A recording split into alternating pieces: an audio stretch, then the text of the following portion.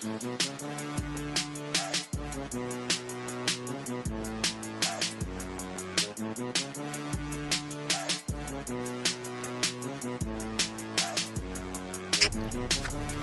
podcast, the Burning 7 weekend wrap-up.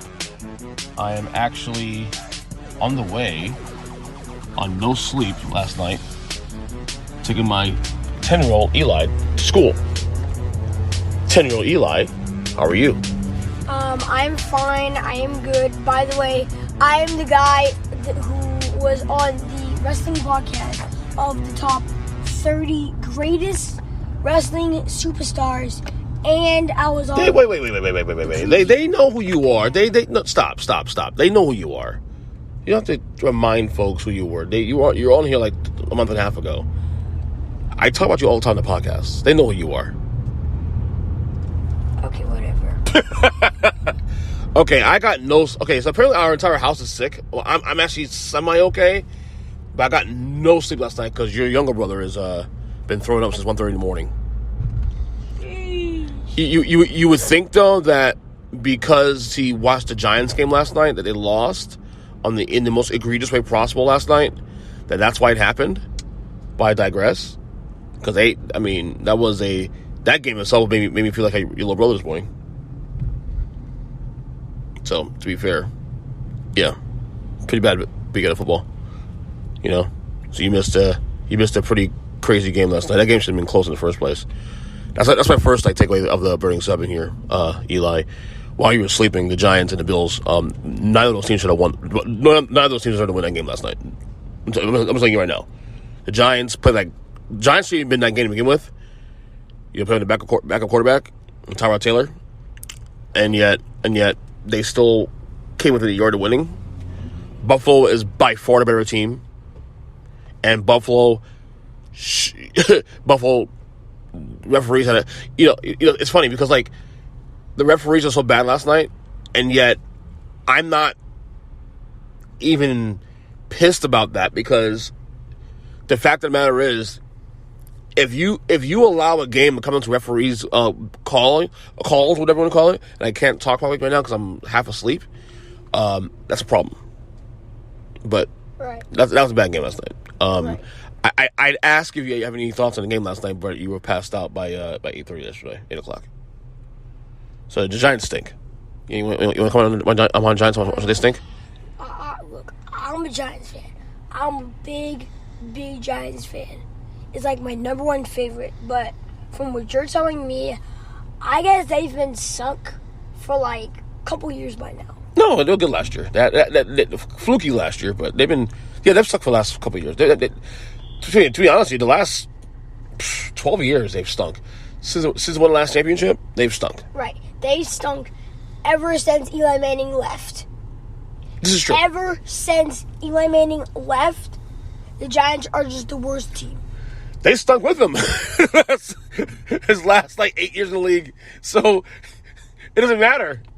With Eli and without Eli, we might have named you because of Eli Manning too. But I digress. Don't tell your mom that because she might kill me. What, she is Eli Manning? Well, no, it's that she thinks that. Okay, so the joke behind all that is that I tell everybody that I named you Eli because of Eli Manning. There's somewhat truth to that, but not really. We want to name you an E name because that's the tradition of our family because of all the E's, like me and Grandpa and all the cousins and my brothers and all that. But I like Eli. I want to name you Elijah, but my Uncle Eric took that from me years ago. Of course, because he named your cousin Elijah. You know what I'm saying? Right. And Norm, I'm not mad about it. I'm not. I'm really not. Eli's fine. You look like an Eli anyway. Anyway, you're better than Eli Manning, so who cares? Even with 2 Super Bowls. Anyway, are you feeling better this morning? Yes. You sure? Yes. Okay. So, yeah, none of those teams were winning it last night. Buffalo looks like a team that's okay, they look like crap week 1 against the Jets. Then, look great the next 3 weeks, including the Dolphins. They look really good to the Dolphins, right? Oh, my God. Dolphins are on a hot streak right now. The Dolphins spotted Carolina 28.5 points, and they still not only won the game but covered the spread. Yeah, they're on a hot streak. Yeah. Your mom's very happy about that. That's our second team in the league. Second team in the NFL. I'm starting to think Dolphins may go to the Super Bowl. Dude. If they keep the hot streak, they may go to the Super Bowl. The AFC is wide open. Kansas City's the champions, but Kansas City don't look like the best team in the conference. And if they're going to the Super Bowl, probably the Kansas City may go against the Dolphins. Well, to go to the Super Bowl, they may play Kansas City for the right to go to the Super Bowl because they're playing the same conference. And if that game is going to happen, probably the Kansas City would win. I don't know. If I had to pick, that's my prediction. dude, honestly, if I had to pick between those teams right now, I might pick Miami. I'm not even joking. As we turn into the school, because you're about to get out of the car. Yeah. So, good analysis by you today, though. Do you know last time the Dolphins won the Super Bowl? The Dolphins? Last time they won a Super Bowl. It's been, about 50 years. I wasn't even born when they won that Super Bowl. The last time they even went to a Super Bowl was in 1984. That's 30 years. 40 years, rather. Okay? The last time they went to an AFC title game was 31 years ago. They lost to the Bills in 92. So it's been a long time for Dolphin fans, man. I'm happy for them, though. So that's my first take, or second take, bonus take today of the podcast. So, yeah, Dolphins look really good.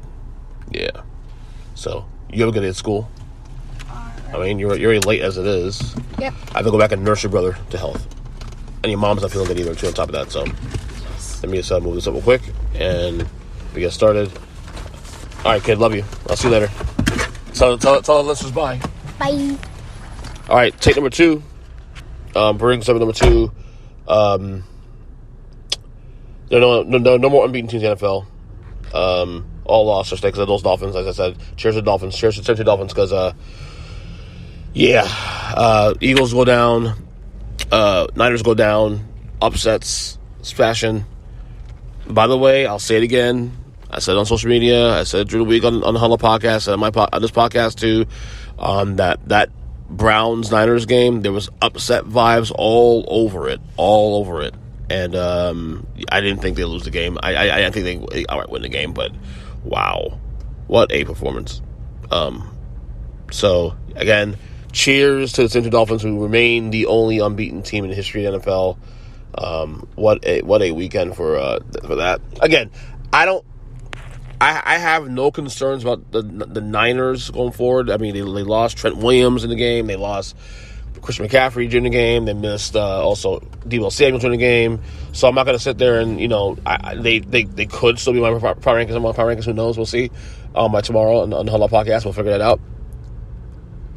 I'm a little more concerned with the Eagles, though, because they've looked already vulnerable most of the year, even in the first 5 wins.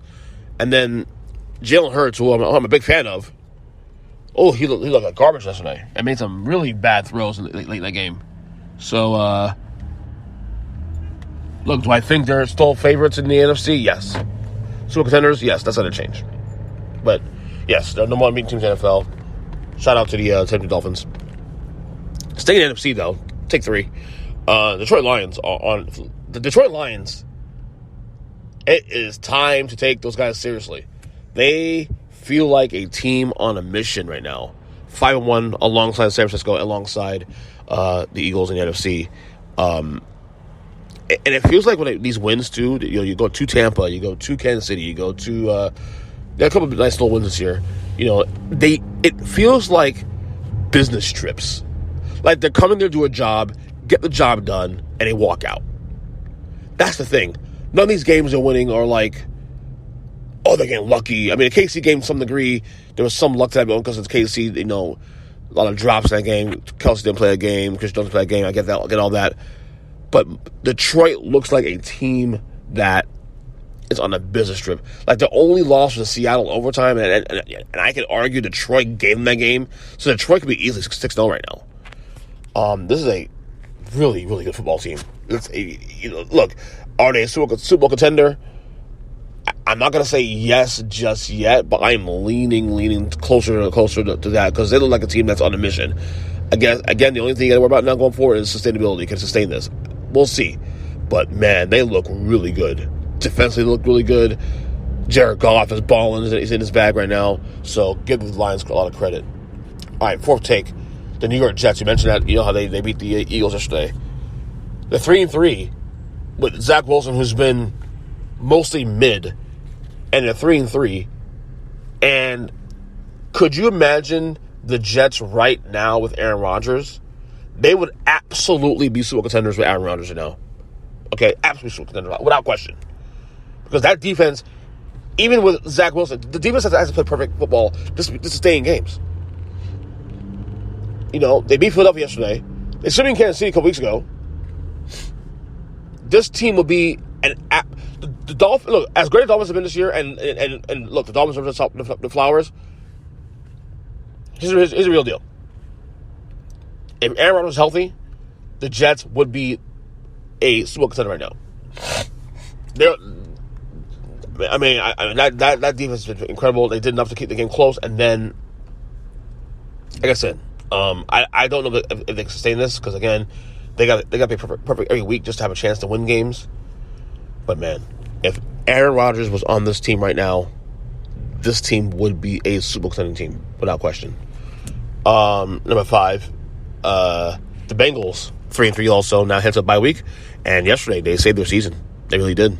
Gutty 17-13 win over Seattle at home. Gutty performance. Again, a defensive performance, actually, too.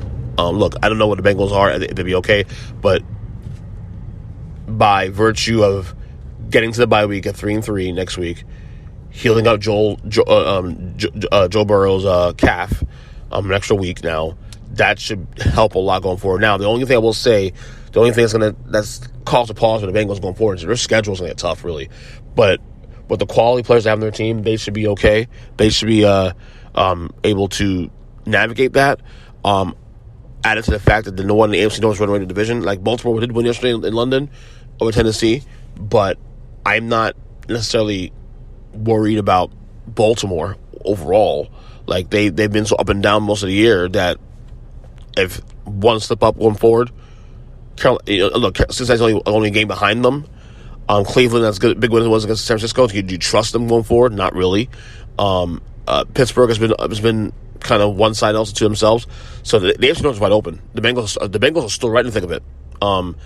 All four teams winning records. 3-2, 4-2 Ravens, 3-3 Bengals, 3-2 Steelers, 3-2 Browns. Yeah. So wide open division, best division in football, AFC North. Number 6. Let's go to college real quick. Colorado Buffaloes. Friday night's meltdown. Humbling moment for Coach Prime Company. Story time. Friday night. I go to sleep about 11:30 at night. Colorado's up 22-0. Figure, okay, well, they'll be Stanford. I then go to the bathroom about 6 o'clock in the morning. I had to work next morning on Saturday. And go to the bathroom. And just out of curiosity, I decided to check my phone before I went back to bed. And sure enough, I'm like, are you kidding me? Wait. Colorado blew this game last night? And apparently, not only did I went to bed 22-0, they were up 29-0 actually, at one point, and blew this game. This is gonna be a humbling moment. This is a humbling moment for Coach Prime and company, and those players. Because look, they've won 4 games this year, and they've more overachieved this year so far. But the way the season's gone though this year, too, you think that it feels disappointing. Lots of emotions up and down this year, for this team. But I think it's a humbling moment for this team. I think it's a humbling moment for Coach Prime, those players. They won a nail-biter last week in Arizona State. They won a nail-biter against who was there? Colorado State weeks ago. So yeah, let's be real here. Colorado will be okay. They'll be fine overall. This year was always a wash anyway. But it's been such an emotional year for Colorado football. I'm still stunned they blew that game. And Stanford sucks. I mean, of all teams. Stanford really? Anyway, Final take of this Burning 7 before I go to bed, because I'm exhausted. I had to call to work today. I was not with it today. Final take. Nobody, and I mean nobody, fears Alabama football anymore. I watched that game against Arkansas on Saturday, and Arkansas had no business being in that game to begin with. That game was in Alabama. Look, Alabama did not move in the AP poll this week. We'll review that tomorrow on the Stream Report with Kyle Nash. But Alabama, they obviously there's still a path to get to the playoff or whatever. But does anybody fear Alabama at this point? No one. I mean, if they lose another game before the season's over, or 2 games before the season's over, it would not shock me to any team. Because even teams that are inferior to them, they're barely skating by. It's really, really bad. So, anyway, I'm exhausted. I got no sleep last night, so I'm going to go back home. I just pulled up my car. I'll pull up my garage and get some more rest. So, again, on Twitter /X at EJ Christian 7, we will talk soon. And, we'll talk soon. And good luck. Have a good Monday. And, that's it. I guess, bye.